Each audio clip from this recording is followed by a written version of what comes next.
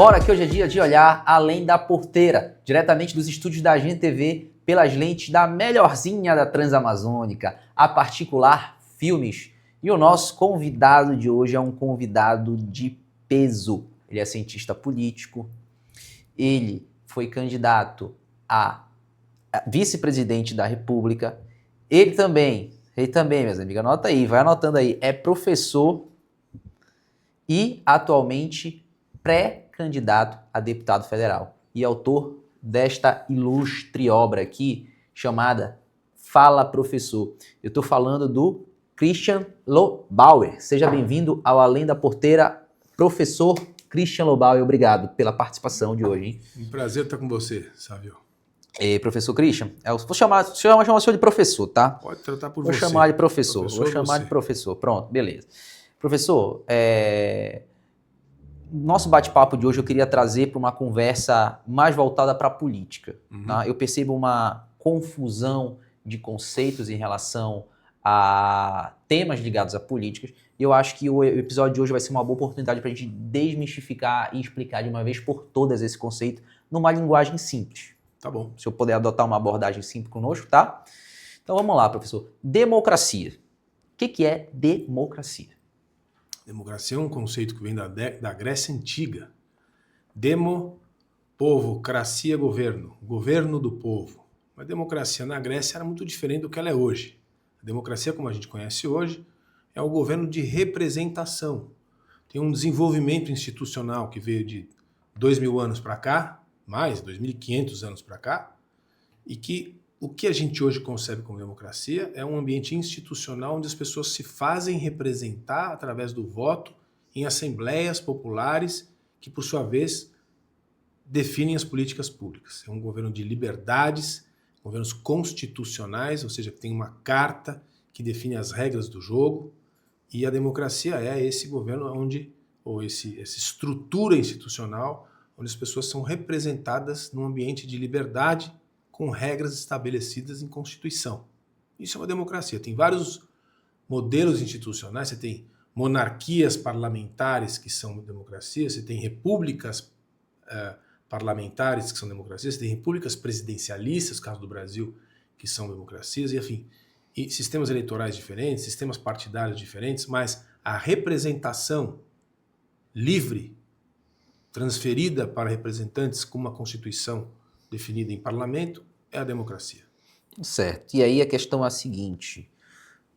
O senhor falou de um ponto de vista de liberdade e de transferência de poderes, não é isso? O que acontece? No Brasil, a gente vive uma democracia atualmente? A gente pode dizer que o Brasil vive uma democracia porque nós temos, de um lado, aqueles que são diretamente eleitos pela população, os parlamentares, não é? E de outro lado nós temos o poder judiciário. Tá? O que acontece quando o poder judiciário passa pela vontade daqueles que democraticamente foram eleitos? Isso também é democracia? Você está ferindo a democracia, vamos dizer assim. Vamos começar do começo. Pronto. Essas estruturas institucionais que a gente falou que definem a democracia moderna, um pensador chama-se Montesquieu, uma obra que chama O Espírito das Leis. Ali ele define o que vai caracterizar todo o desenho das democracias modernas, que é a estrutura de 3 poderes. A ideia de que, hoje ela é óbvia, mas ela não era há 200 anos atrás, de que você tem que ter uma parte dos homens públicos que executam aquilo que é necessário para as políticas públicas acontecerem, uma outra parte que define as leis, que é o legislativo, e uma outra parte que julga e define aquilo que é o certo e o errado, vamos dizer que está dentro da Carta Constitucional.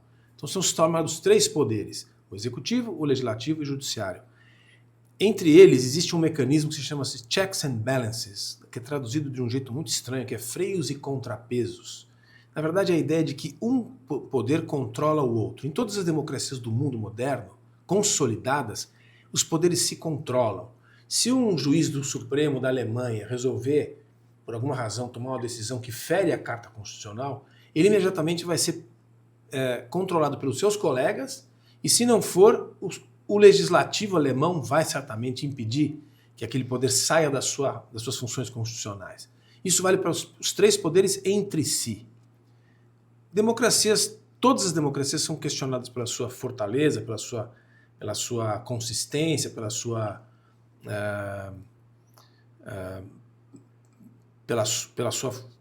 consistência, acho que é a palavra melhor, e pela sua qualidade. A dos Estados Unidos hoje é questionada, a própria monarquia britânica é questionada pela qualidade, por ser firme de acordo com a sua Constituição, com a sua Carta Magna. A do Brasil também. Só que a condição atual, que está embutida a sua pergunta, é uma condição realmente de reflexão. O que a gente tem hoje é um desequilíbrio entre os poderes. Você fez referência ao Supremo Tribunal Federal, que é o Judiciário, a casa máxima do Judiciário, que sim está extrapolando de longe os seus limites constitucionais. Aí você me pergunta, bom, o que a gente faz? A Carta Constitucional Brasileira diz que o Senado é a instituição responsável por controlar, ou seja, inquirir, convocar juízes que venham eventualmente a descumprir a Carta, como está acontecendo. O juiz Alexandre de Moraes, o juiz Toffoli, o juiz Gilmar Mendes têm tomado decisões bastante questionáveis, não precisa ser jurista para perceber que são decisões que ferem a Carta. O que deveria acontecer? O presidente do Senado convoca para uma conversa, uma consulta. E isso não está acontecendo. Aí a sua pergunta é, o Brasil é uma democracia? Eu diria para você que ela está, do ponto de vista da ciência política, nós vivemos num estado de exceção. Do ponto de vista do direito, há um debate hermenêutico, que é a sua área, de interpretação, se isso já deixou de ser democracia ou não. Então, do ponto de vista prático, digamos assim, da sua fala, eu consigo depreender que há uma omissão do próprio poder legislativo em exercer essa função de controle. Seguramente. Se você me perguntar a minha opinião pessoal, para não entrar... Sim, não, vamos falar da questão pessoal. Há uma ruptura institucional no Brasil. Há uma ruptura institucional no Brasil. Eu sei que não é uma democracia como já foi. Não é a democracia que nós tivemos há 10 anos atrás. E isso aí gera até um paradoxo, porque como nós elegemos aqueles para nos representar, ao se manterem omissos, representa a nossa vontade de ficar omissos, digamos assim. Estão representando isso. O grande problema é que quando a gente vai se manifestar, a gente também é tolhido. Então. Né? Então, a democracia, ela abarca também o conceito de liberdade de se manifestar? Sem dúvida nenhuma. E, aliás, você está levantando um ponto que é o mais sensível de todos. Quando as pessoas, quando as instituições civis se calam, decidem se calar para não arrumar problema, ou seja, um ambiente de medo é instaurado, você tem um regime de exceção. Então a gente já está vivendo uma situação hoje em dia, que essa que você descreve muito bem, algumas pessoas preferem não falar, outras instituições civis, como a OAB, por exemplo, se calam em situações muito graves. São instituições, não são pessoas, são instituições que têm essa função, que é ajudar a sociedade civil a controlar o Estado. Que isso tem que existir, não é só o Estado que controla a sociedade controla o Estado. E no Brasil, o que vem acontecendo é uma perda dessas condições. Então, de fato, a decisão individual e das instituições civis de não exprimirem as suas opiniões porque tem medo das consequências é um ambiente de exceção. Já tem gente fazendo isso, mas tem gente que não está fazendo isso. Eu, por exemplo, estou aqui com você, estou falando tudo o que eu acho e continuarei falando. Porque a única maneira de você enfrentar uma instabilidade como essa é se posicionando de forma livre, como garante a Constituição. Exatamente, exatamente. A questão que eu sempre ponho em jogo é, do ponto de vista teórico, a democracia está preservada, porque nós temos eleições, não vou entrar no questionamento das urnas, mas as eleições elas acontecem, e do ponto de vista prático, essa liberdade, essa democracia não se configura porque nós temos interferência de um poder que é supremo em relação a todos os outros poderes. E esses membros que ali estão foram eleitos não pelo povo, por uma indicação política. E é isso que enfraquece ainda mais, do meu ponto de vista, já a opinião pessoal, a democracia no nosso país. Mas nós vamos voltar a falar desse tema mais na frente. Eu queria que você abordasse comigo agora conceitos, tá? Para esse pessoal de casa que está nos assistindo aí, conceitos básicos acerca de ideologia, digamos assim. Uhum. Socialismo, comunismo, capitalismo e liberalismo. Se eu fosse explicar isso de uma forma mais simples, mas sem perder os pormenores de cada um, como que seria essa explicação? Vamos começar Isso. falando do socialismo, pode ser ou não? Pode ser. O socialismo é uma ideologia. Ideologia, ou seja, um conjunto de ideias Perfeito. que tem vínculo com a definição do poder.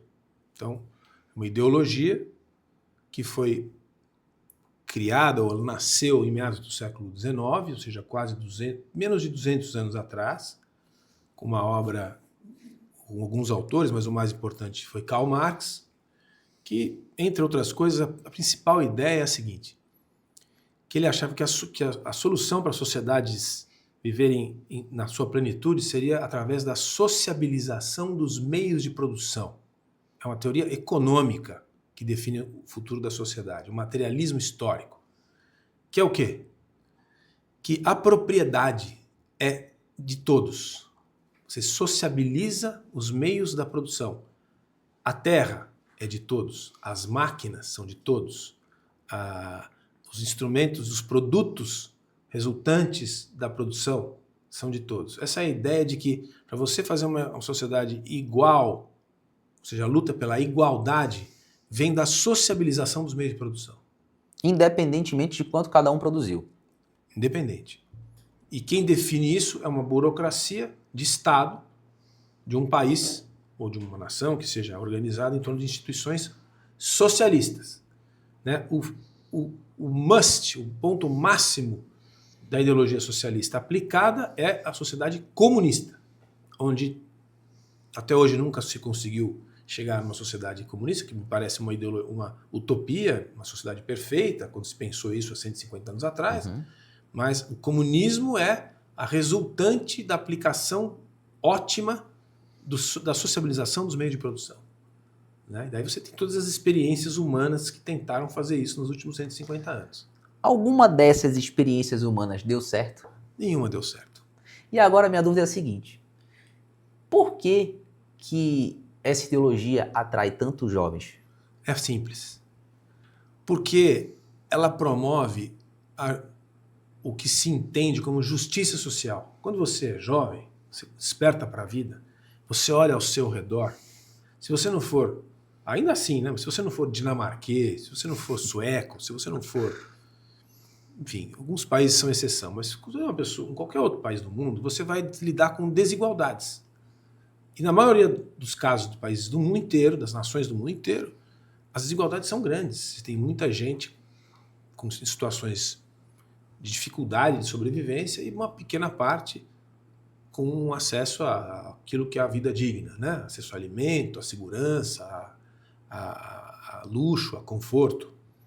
E é natural, seria até estranho se não fosse assim, que você não se indignasse com isso. Se você tem coração, se você é um ser humano, você fica indignado. E quem prega a solução fácil para esse problema é o socialista. Então, todo jovem se encanta com o socialismo. Seduz, né? Exatamente, é sedutor você ter uma boa condição e querer trabalhar rápido e com uma solução mágica para que todos se sintam bem e vivam bem. Você vai atrás da justiça, que é uma demanda natural e um desejo da humanidade que haja justiça, né? Justiça material, justiça social, que se define é um conceito subjetivo, justiça social, mas já foi comprado assim pelo desenho de mundo socialista. É natural que seja assim. O problema é que são soluções que parecem fáceis, mas que nunca conseguiram lograr sucesso. Não. O que a humanidade comprovou como sucesso, em outras palavras, as sociedades que melhor vivem no mundo, que melhor distribuíram a renda e que são ricas, na média, todos são mais ricos do que a média mundial, são sociedades capitalistas, que é outro conceito que você estava perguntando. O que é isso? O conceito, porque socialismo e capitalismo tem uma relação direta com o desenho econômico, né? Exatamente. O mundo das ideias está em outra interpretação e se aplica, mas aqui nós estamos contrapondo os dois principais modelos econômicos. O que é o capitalismo? O capitalismo é baseado em duas ideias fundamentais: concorrência e produtividade.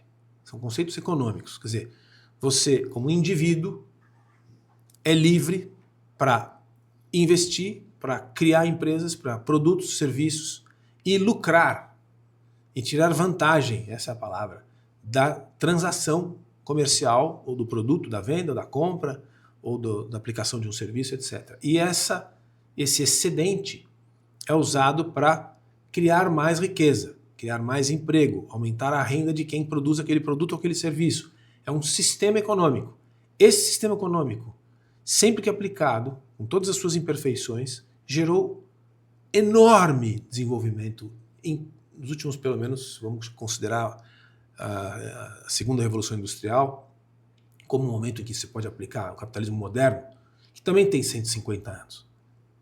A segunda revolução industrial é, na Inglaterra, o período em que a gente entra num momento de, enfim, pós-máquina a vapor, depois é a eletricidade e tal. Então, nesse momento da história, quando surge o marxismo, por sua vez, é que você define essas duas vertentes.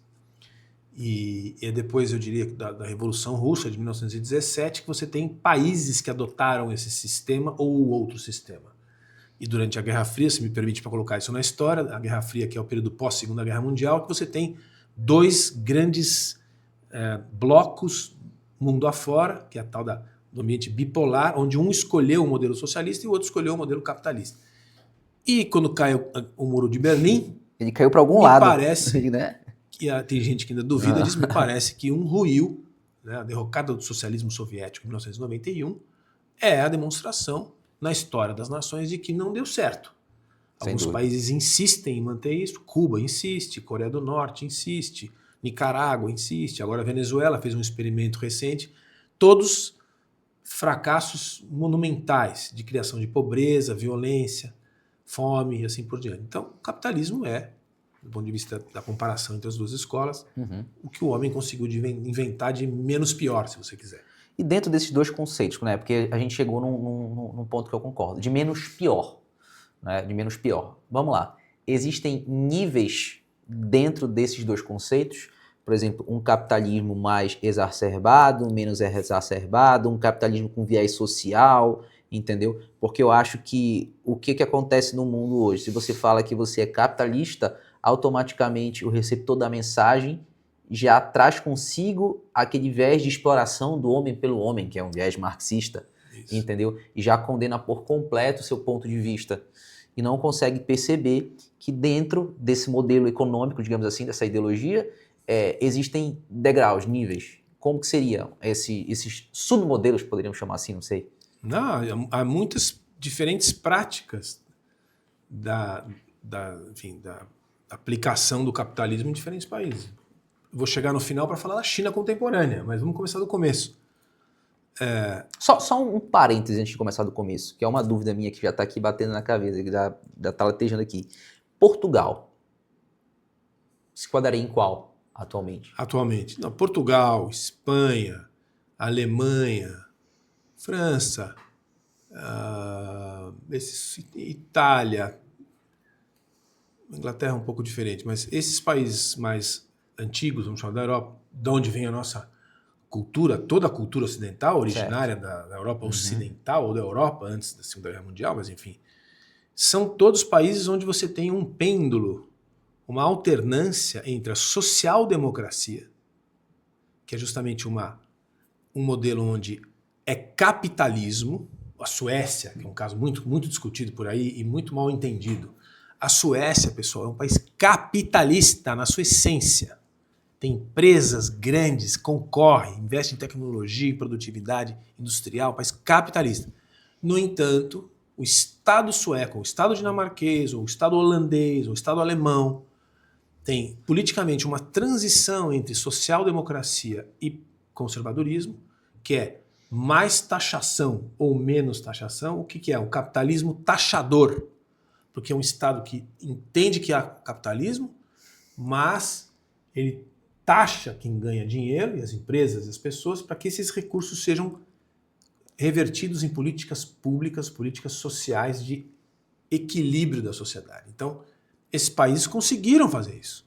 São países capitalistas, mas taxam muito, os ricos não gostam, mas todos têm universidade, escola toda paga, tem saúde 100% coberta, tem infraestrutura de primeiro mundo, ou seja, estradas, pontes, controles, portos, aeroportos, né? São, então, estados taxadores, porque se você pega um outro modelo que é o americano, os Estados Unidos da América, não é assim. Ele nunca passou perto da social-democracia europeia. O Brasil também é um país taxador, só que ele não devolve nada para ninguém. Esse é o ponto. Ele não devolve nada O para ninguém. Brasil é uma jabuticaba. Por quê? Porque ele é um país de renda, como a gente diz, de renda média, porque você tem os grandes países ricos, sei lá, os primeiros 30 países ricos com renda per capita alta, né?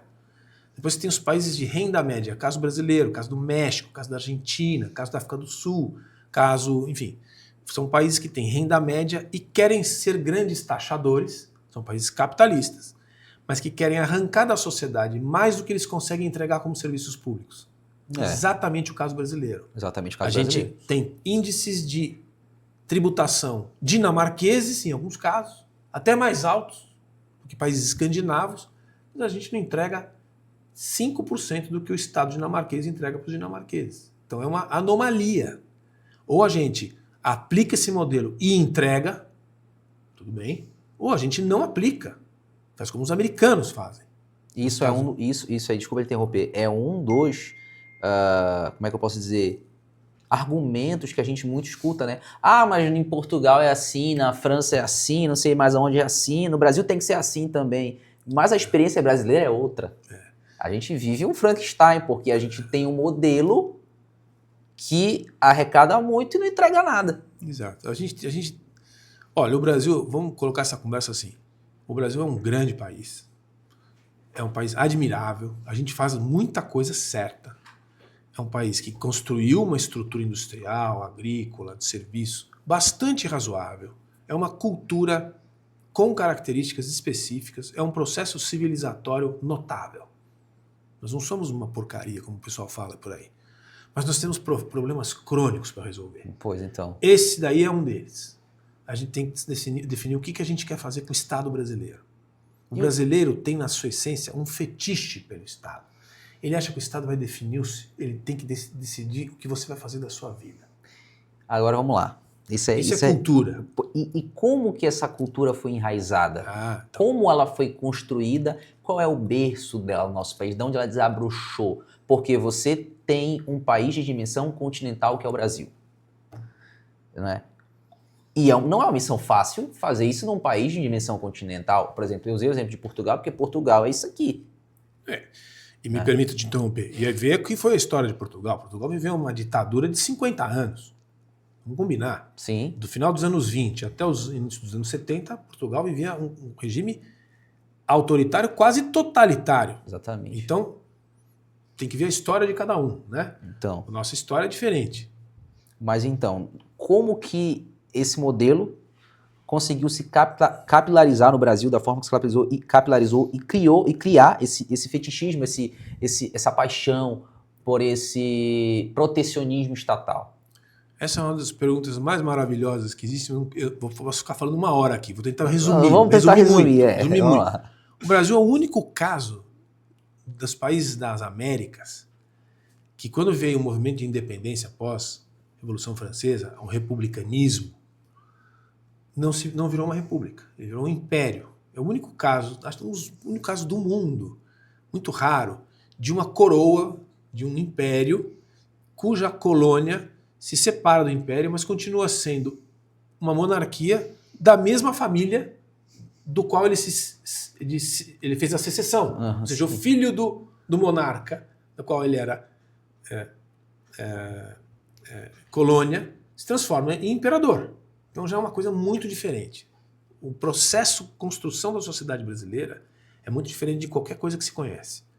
O que é interessante é a nossa história. Depois a gente teve uma passagem para a República, que foi uma passagem que não foi um movimento verdadeiramente republicano, foi uma quartelada. O nosso movimento republicano, em 1889, quando termina o Império Brasileiro, não foi a sociedade civil tomando posse do poder. Foi lá uma insatisfação misturada com soldados da Guerra do Paraguai insatisfeitos e com um processo de escravidão que estava muito antigo, já assurrado e que tinha que se livrar. Era o fim de um modelo de desenvolvimento de commodities, praticamente um país que dependia do café, e assim ele entrou no século XX. Né? Para resumir muito essa história, o Brasil começa a ter o que a gente vai chamar até hoje de varguismo em 1930, quando a gente tem realmente uma ruptura de um modelo de produtores de café paulistas e mineiros, produtores de leite, que comandavam a elite brasileira e controlavam essa imensidão, que é o país continental que a gente se refere, para um processo de indução de crescimento e de construção de país de cima para baixo, que foi um modelo varguista.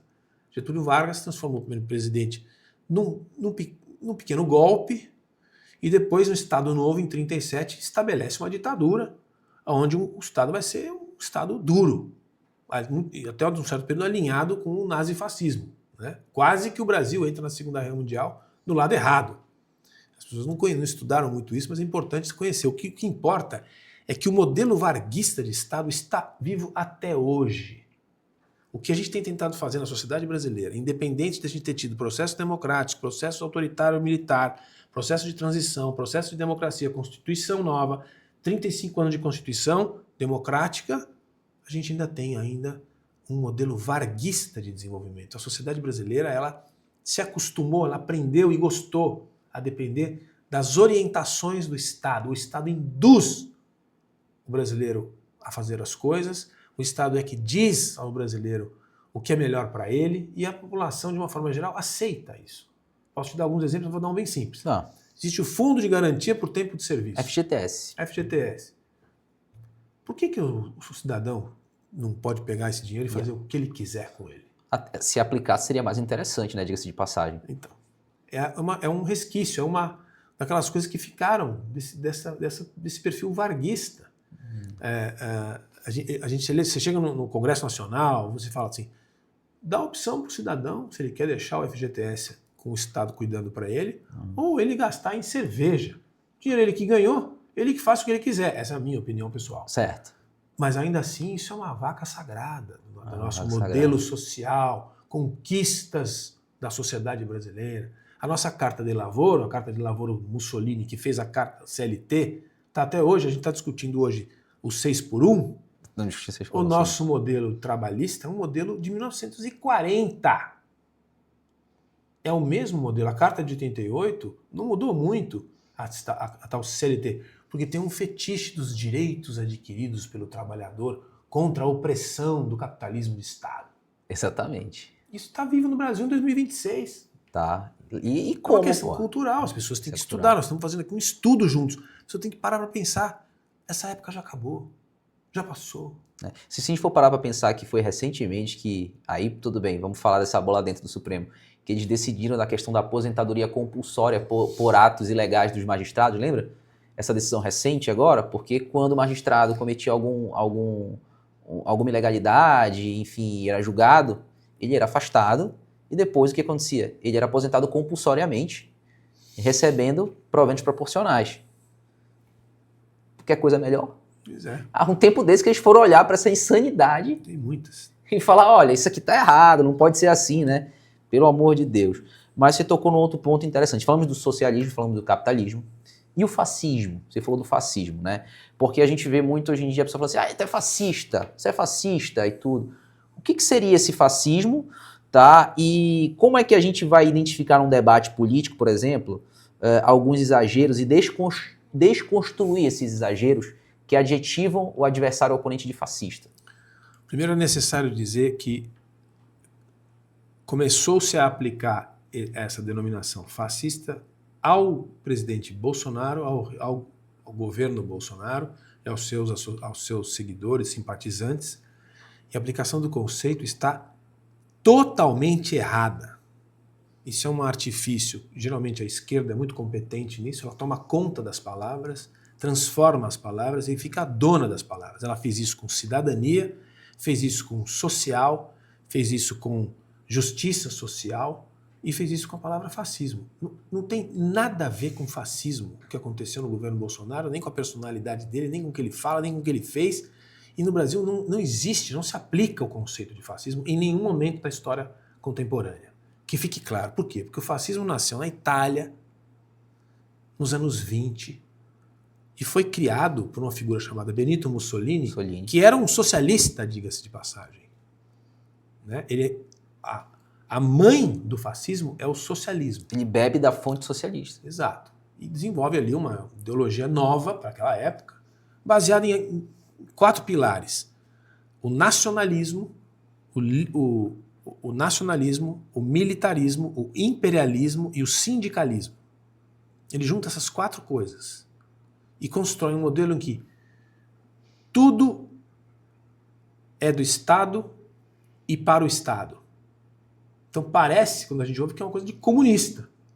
Só que a diferença fundamental do fascismo e que combateu o comunismo, combateu o stalinismo, diga-se de passagem, é que ele é capitalista. Porque as empresas que estão na Itália nos anos 20 e 30 são empresas capitalistas. Elas servem ao Estado, mas ninguém estatizou os meios de produção, né? Ninguém sociabilizou os meios de produção. Entendi. Então, por exemplo, a Fiat, a Pirelli, para pegar o modelo italiano dos anos 20, continuaram existindo como empresas privadas. Lógico que elas estavam vinculadas às políticas públicas de Estado. Mas no modelo comunista não existia a empresa A, B ou C soviética. Eram todas empresas do Estado.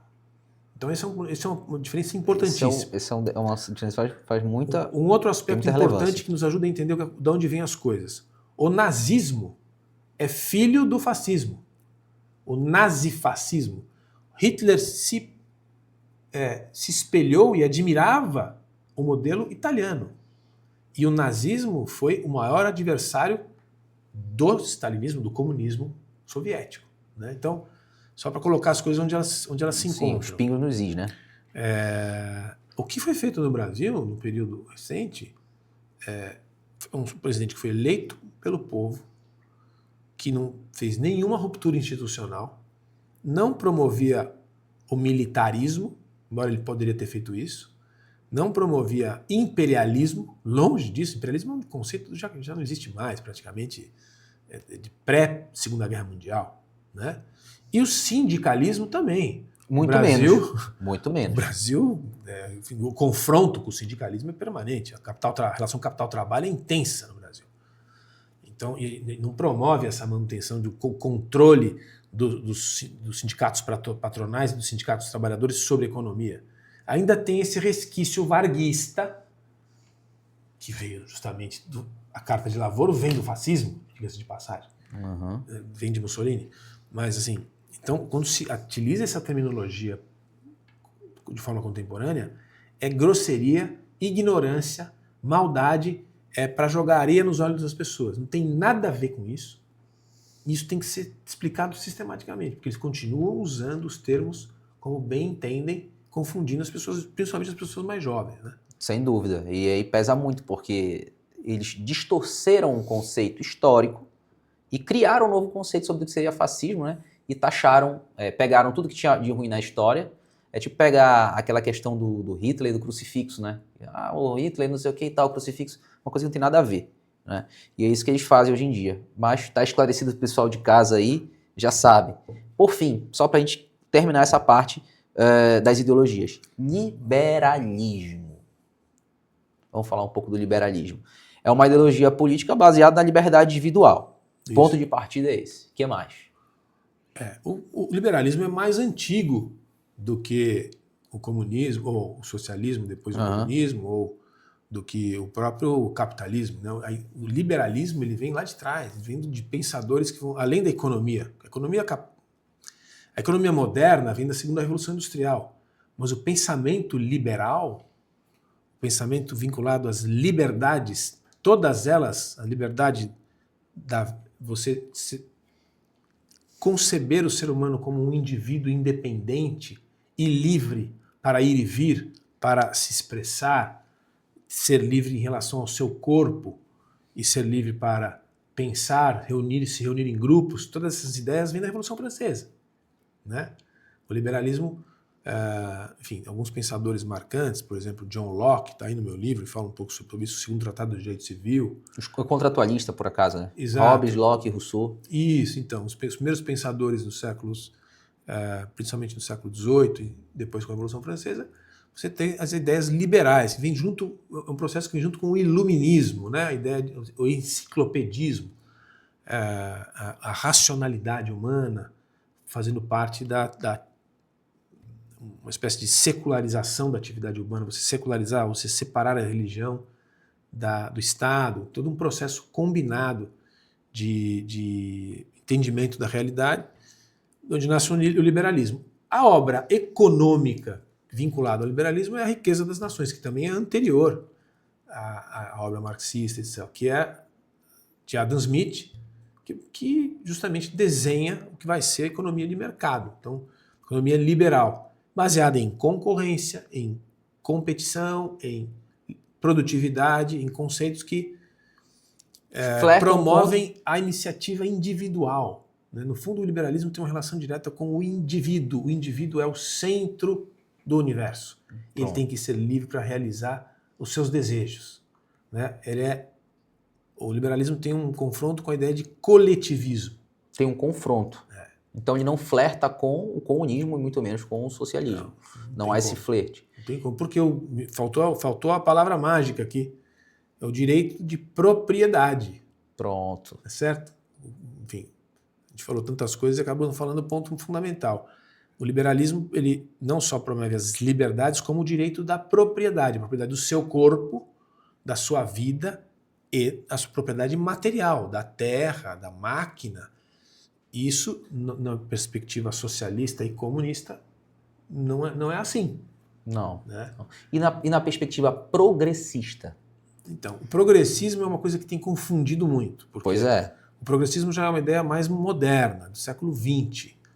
E no Brasil não ajuda nada porque tem partido progressista que não tem nada de progressista. Esse é o grande lance. O progressismo vem da palavra progresso, que é aquela ideia de que o progressista é aquele que quer sempre transformar, eu diria até que a palavra melhor é revolucionar.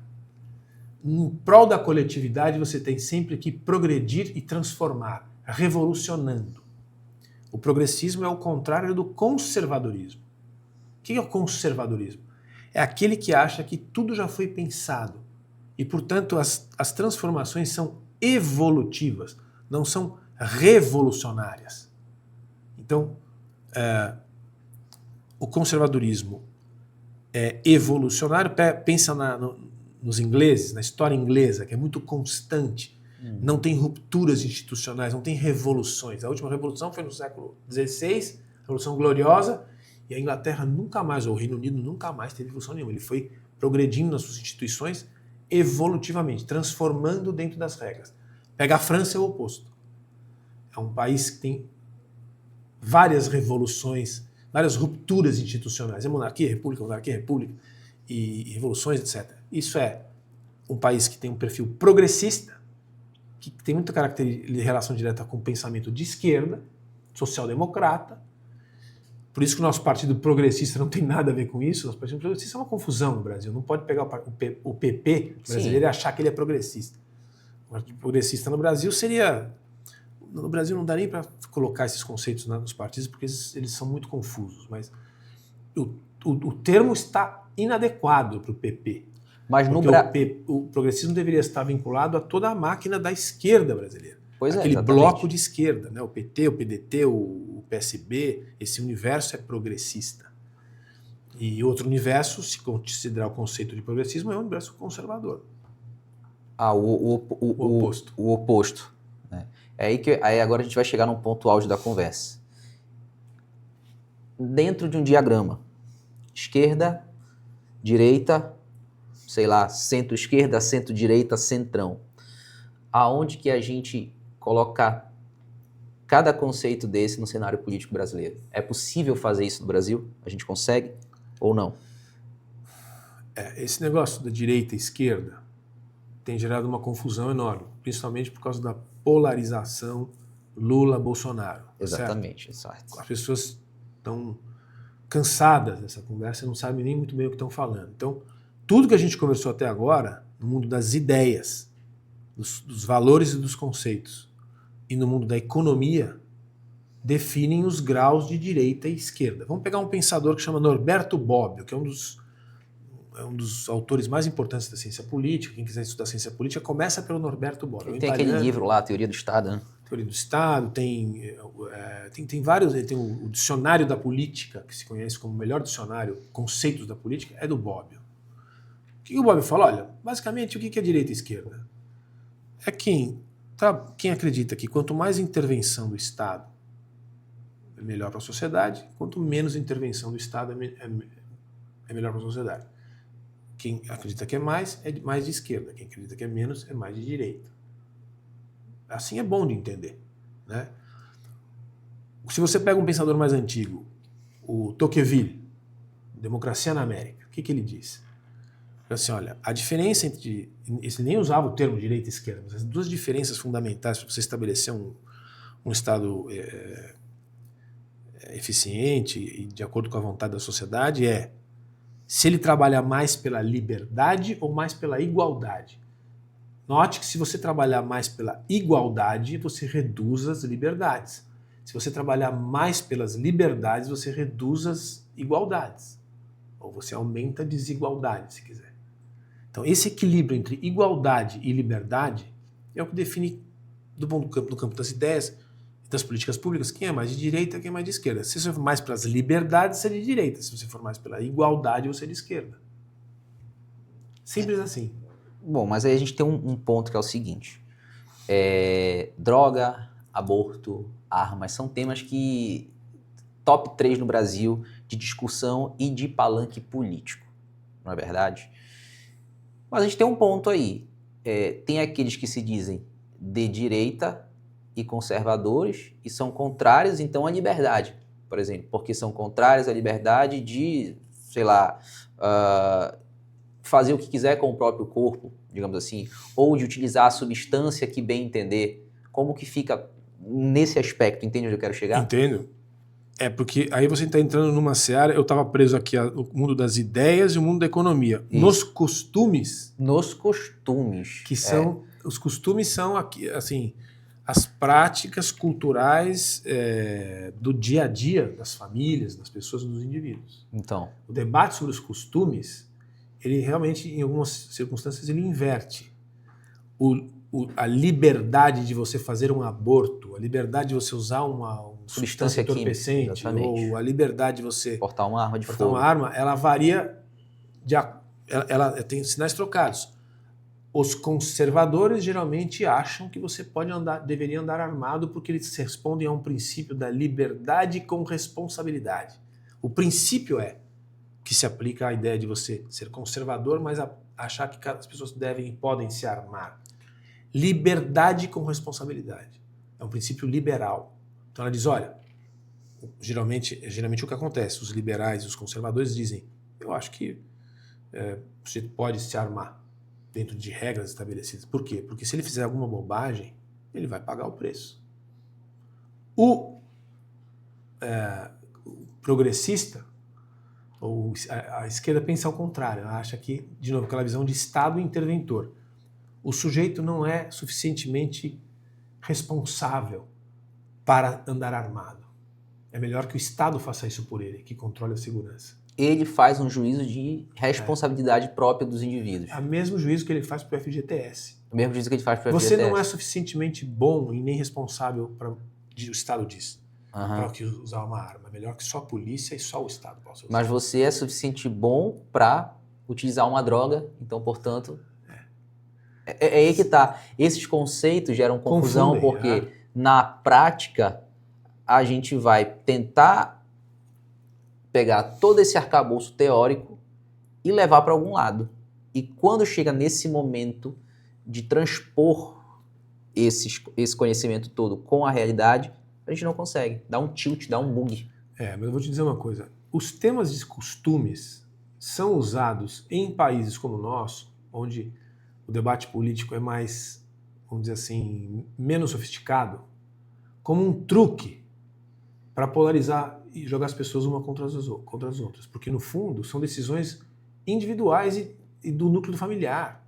Esses casos deveriam ser, pelo menos aborto e drogas, tá certo? São decisões do indivíduo. As políticas públicas, elas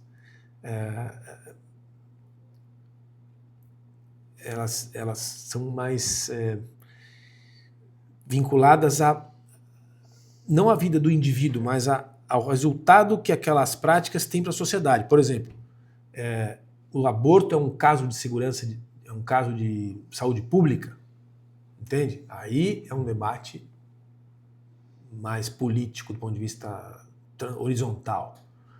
Os abortos acontecem de forma sistemática, de forma perigosa para boa parte das jovens brasileiras. Sim, então a questão de saúde pública como é que é na Dinamarca? É diferente, porque lá já passou por um processo de educação, de formação, de entendimento do que é enfim, como é que o jovem lida com essa matéria, etc. Então, quando o aborto já é legal, porque ele já acontece numa instância onde todo mundo já foi treinado antes. Então, a intervenção do Estado, no caso de aborto ou não, é uma questão de segurança pública ou de saúde pública, pelo perfil que a sociedade se encontra. Agora, individualmente, o debate vai para a política, para a televisão, se é a favor ou contra o aborto. Né? É a pergunta mais difícil de responder que tem.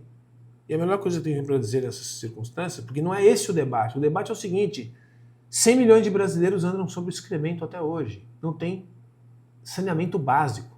Mas como o Brasil não consegue resolver um problema crônico de 50 anos, colocam um tema como esse que gera esse frisson, essa cortina de fumaça, né, para se debater. É usado no ambiente político sistematicamente, principalmente pela esquerda. O que o senhor está dizendo aqui é o seguinte: a gente tem uma lista básica de prioridades, de debates e de soluções a serem discutidas e implementadas do ponto de vista político. E que o que acontece? Se inverte a pirâmide, né, porque é muito mais fácil a gente tratar desses temas que são polêmicos, polemizar para polarizar a população e induzir o voto dos eleitores.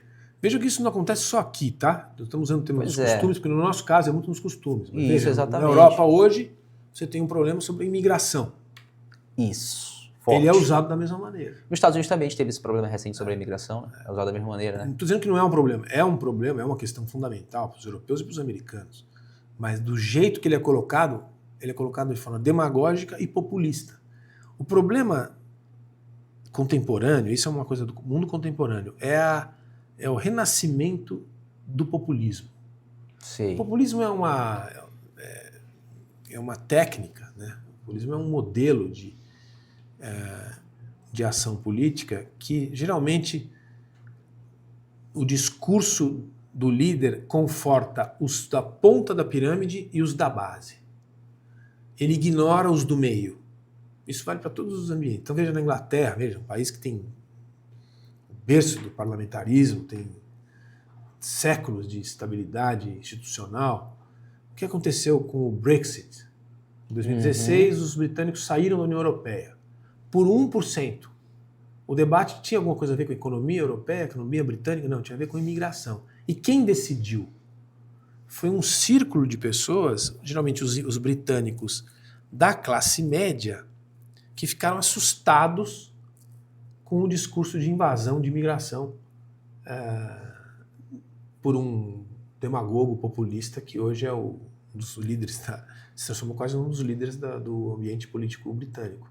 Então até com eles isso acontece. Você pega temas, que não vou dizer que são marginais, mas temas paralelos à realidade do desenvolvimento econômico e social britânico e transforma num tema polêmico e transforma numa eleição. Isso é típico do populismo.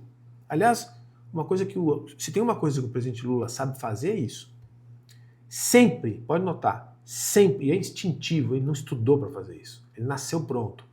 Sempre que você tem um ambiente onde você tem que encontrar uma solução fácil, ele desperta para um desses exemplos assim, fora da política. Ele põe futebol, ou ele faz uma piada com alguma coisa, ou ele faz assim.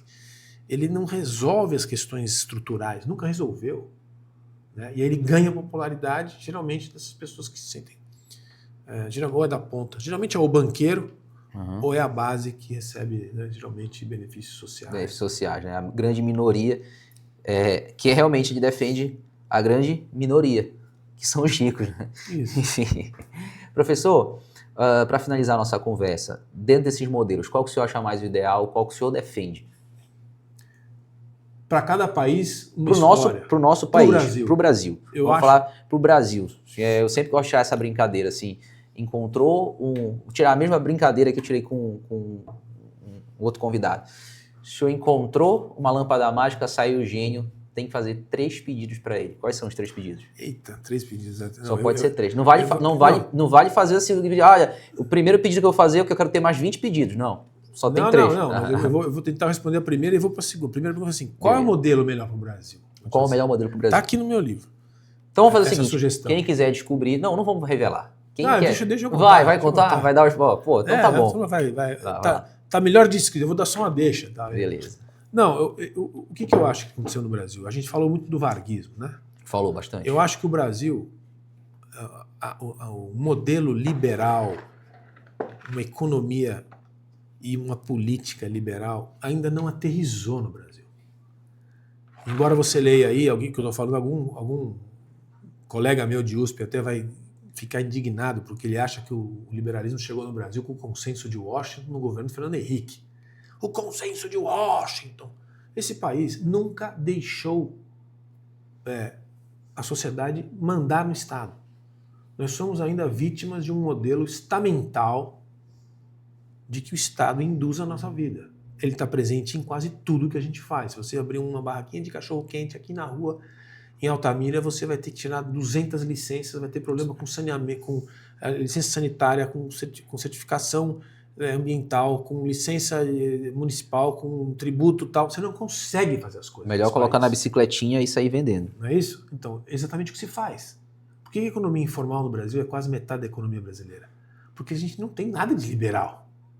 E o que eu acho que tem que acontecer, o que eu defendo para o Brasil, é um choque de liberalismo. Uma redução radical na presença do Estado, na vida das pessoas e das empresas, que não é de um dia para o outro que você faz, mas você me deu o gênio aí, eu vou falar, pode fazer o corte, acabou. Por quê? Porque o Estado brasileiro ele deveria se cuidar de 3 coisas. O cumprimento dos contratos, e aqui eu me refiro a todos os contratos. A Constituição é um contrato, e o contrato que você fechar para alugar esse estúdio aqui tem que ser cumprido, ou seja, justiça administrativa para todos. Isso é uma coisa que não tem no Brasil. A segunda coisa é a educação básica. Isso é o Estado que tem que fazer. No caso brasileiro ainda é. E alfabetização e educação igual para todas as crianças de 6 a 14 anos. Um plano maciço de Estado para que todo mundo tenha as 4 operações, a língua portuguesa, que até uma língua estrangeira, que seja inglês, e interpretação de texto. Só. E solta, que a turma vai. E a terceira é um modelo de saúde que não é o SUS, mas é um modelo de saúde que seja... Não dá para ser universal e integral, porque a gente não consegue entregar. Está na Constituição. Sim. O único país com mais de 100 milhões de habitantes que tem um programa integral e universal é o Brasil. E a gente não entrega. 55 milhões de brasileiros têm ainda seguro privado. Por quê? Porque não entrega. Então a gente tem que mudar o modelo de saúde brasileiro. Com saúde, educação e segurança jurídica ou cumprimento dos contratos. Segurança jurídica, né? Isso põe o Brasil entre os primeiros países do mundo. Em 2 décadas. Porque os coreanos fizeram isso. Os coreanos não tinham pedra sobre pedra. Em 1953, a Guerra da Coreia, a Coreia não tinha nada. Estava destruída, literalmente destruída. A Coreia do Sul. O que ela fez em 25 anos? Ela pegou. Primeira medida, a formação dos professores. Nós vamos pegar os melhores professores e vamos formar as próximas gerações. Não era educação doutrinária. Era essa. 4 operações, leitura, interpretação de texto, língua coreana e língua estrangeira. Em 25 anos, esse país se transformou numa das maiores potências do mundo. Tem uma orquestra sinfônica em cada cidade de 50 mil habitantes. Os músicos coreanos todos estudam na Alemanha. Fizeram. E deixaram as empresas e os indivíduos criarem riqueza. E aí essa riqueza toda se reverte em imposto. Esse imposto reverte em benefício social. O Brasil tenta fazer o contrário. Punir o empresário punir a iniciativa privada, Castigar o punir agronegócio. a boa ideia. E o que o peso brasileiro faz? Porque ele é safo, vai para a clandestinidade. Então o PIB brasileiro é de 2,5 tri de dólar, deve ser 5. E se for 5, ele é maior do que a Índia, ou seja, ele é o 5º PIB do mundo já. Só que não vai ser. A tendência é ele continuar sendo menor. Então, respondendo a sua pergunta, sem me estender demais, um choque administrativo de redução da presença do Estado na vida das pessoas e dos indivíduos. É um plano liberal, antivarguista. Perfeito. Bom, professor, eu queria só agradecer aqui a sua presença. Eu acho que está bem esclarecido, foi bem didática a sua explicação. Eu, particularmente, as dúvidas que eu tinha, inclusive, já foram sanadas aqui. Para o pessoal de casa que quiser ter um conteúdo na cabeceira da cama, é só adquirir o livro do professor aqui, que é o Fala Professor, Política para a Nova Geração. Professor, tá onde? Qual é a plataforma que o pessoal quiser adquirir esse livro aqui? Na Amazon, sim. Na Amazon, né? Tem versão de e-book ou não? É só físico mesmo? Tem e-book também. Tem o e-book também pronto. Aí eu indico aqui a leitura para quem quiser ter uma leitura fluida e tranquila, porque a leitura aqui, eu acho que o senhor escreveu esse livro aqui pensando nisso, né? Fácil. É uma entrevista. Leitura, até a letra tem um tamanho bom e o formato do livro aqui já entregando para vocês aí de casa é de perguntas e respostas. Então, se você não quiser ler o livro de capa a capa, mas quiser tirar dúvida de um tema específico, é só você pegar, dar uma folheada, olhar o tema e já vai direto aqui nele, que vai ter um arcabouço histórico e teórico bem satisfatório aqui. Claro, se você quiser se aprofundar mais, né, professor? Tem a bibliografia. A bibliografia, aqui no inicial que tem aí muita gente me pergunta, mas o que eu leio? É a bibliografia básica da ciência política. Tá aí. Nacional e internacional. Tem a Instituição Internacional do Brasil, um pouco de política externa. Tem uns clássicos aqui, Bob Maquiavel, Platão. Todos os clássicos importantes, Weber, pelo menos que eu conheço. Locke. O senhor quer deixar algum recado pessoal aí de casa, professor? Não. Só olhar ali para a câmera, se quer deixar algum recado para alguém, mandar um abraço para alguém, então dar uma mensagem que, não sei, de repente, se eu queira falar para o pessoal. Eu sou pré-candidato a deputado federal por São Paulo. Aviso os amigos paulistas aí, quem está assistindo, que é para votar no professor Christian. Pronto, pessoal. A gente fica por aqui, professor Christian. Novamente, muito obrigado. É uma satisfação de receber diretamente de São Paulo, aqui no município de Altamira. Que satisfação, hein? Você de casa, aproveita para curtir, comentar, compartilhar esse vídeo. A gente fica por aqui, mas você pode assistir quantas vezes você quiser, tá bom?